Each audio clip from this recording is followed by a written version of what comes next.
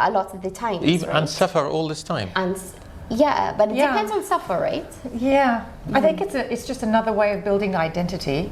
I am someone's wife, or I am someone's husband, or I am someone's daughter-in-law, or I'm someone's son-in-law, and that then has a ripple effect on everybody because we all identify with our role. Yeah. And so it can be hard for particular cultures or maybe religions or traditions to let go of that, because once you're in, you're in. I mean, I see clients all the time, and particularly some clients will say, well, we're married, so we're in now. But that then gives permission to just do anything.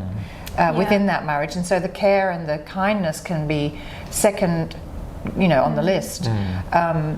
And really, I think that the belief system around marriage can also feel a bit imprisoning for some, a bit suffocating and restrictive sometimes. and suffocating. So it's the belief system; it's where we've come from, and so it can take some work. And I do think that there are excellent counsellors who can help the couple together discuss what's got them where they are. But I also suggest, I wouldn't say it's ever possible to say you should or I should or they should, because how do we know? It goes so much deeper than that. So much. However, if there is physical danger, then it's important to be safe.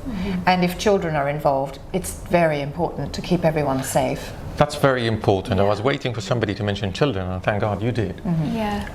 Statistically, for people to get, when people get divorced, statistically, children, of course, they suffer. Everybody suffers from a divorce. It's a separation, two families separating somehow. But it's a lot harder for the children to take the divorce psychologically for long term. Yes. And the statistically, what I read somewhere, they high likely going to get divorced as well when they get married. I think that it's the manner that the divorce is done.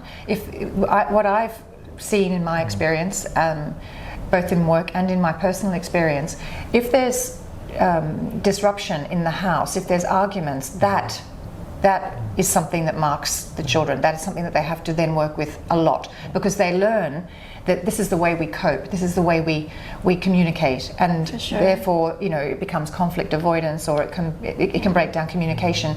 But if all conflict and all argument is maintained outside of the family environment, so the children aren't exposed to that, the divorce itself, the separation of the parents, isn't as bad for the child as long as there's no conflict between the parents. I kind of disagree in a sense, right? Because conflict is part of life, right? And if we're letting kids live in the real world, or we're getting them exposed to what life could be and what conflict looks like, I think when you say conflict, do you mean physical? Exactly, which no, conflict? not physical. Do you mean physical? No. So not physical. Names, this is verbal. verbal. Accusations, smashing things, hurting things. Yeah. That's something. No, violence and things. Definitely.